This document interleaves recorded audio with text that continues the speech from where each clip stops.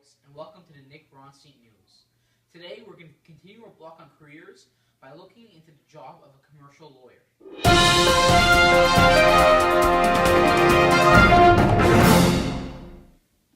Alright, so I scheduled our deposition for Tuesday afternoon, and if all goes well, our merger should end on Friday. Alright? Perfect. Pleasure doing business with you. Come in. Hi, Mr. Bronstein. I'm here for the interview. Nice to meet you. It's nice to meet you too, Mr. Anipikides. Nice to meet you. Can I offer you a drink?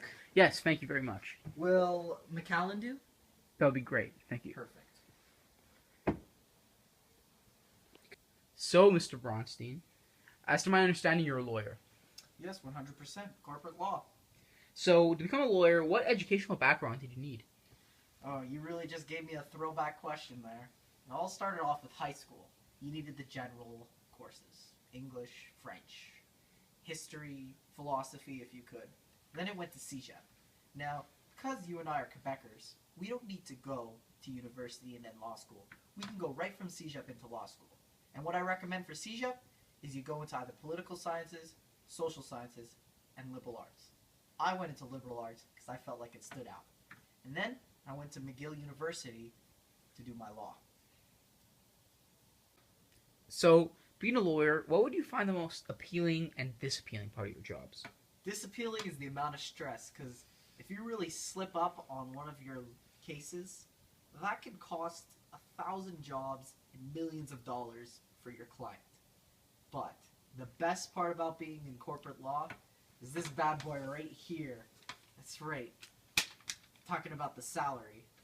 I'm not supposed to disclose the exact figure, but anywhere between 7 figures is what I'm making. So, where do you usually work? Most of the time I'm in the office. We spend very minimal time in the courtrooms, unlike other lawyers. We try to avoid the courtrooms. If I'm not in my office, I'm at the law library studying up, but usually I get my associates or even underneath that to do that for me. Or I'm meeting clients for lunch or dinner, but usually the office. So, how would you describe an ordinary day as a lawyer? An ordinary day as a lawyer, it's 9 to 12 hours usually. Sometimes it goes all the way to 16 hours, but... So, Mr. Bronstein, how did you work your way up the chain in your corporation and get promoted? See, that's a very good question. Now, like I previously said, I got hired right after my years of law school. I started off as an articling student, which you make minimal money, $30,000 usually maximum, and you're doing a lot of work. The work is a lot of research, and it's not a lot of talking to clients and barely any action. Then, after about a year of that, they moved me up to an associate. Now, an associate makes anywhere between $50,000 to $100,000. I was a very good associate, because 4 years after being an associate, they bumped me up to a partner. Now, what a partner does is, they don't need to bother with the research because you have your associates doing it for you. But they're the ones that will mostly be talking to the clients, especially the bigger clients.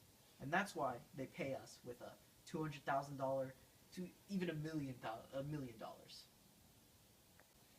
So, Mr. Bronstein, what changes do you see currently happening in your field? That's a very good question. Currently, I see us moving in a more technology-based way of life. What I mean by that is, instead of wasting all that time in the law libraries researching, it'll all be on your computer, a virtual library. Also, the instantaneous connection you can have with your clients because of the internet. I really feel like my job's going to be getting easier. Well, Mr. Bronstein, that's all I have to ask you for today. Thank you very much for your insight into this field. It's been a pleasure. Yes, it truly has been. Great to meet you, Mr. Bronstein.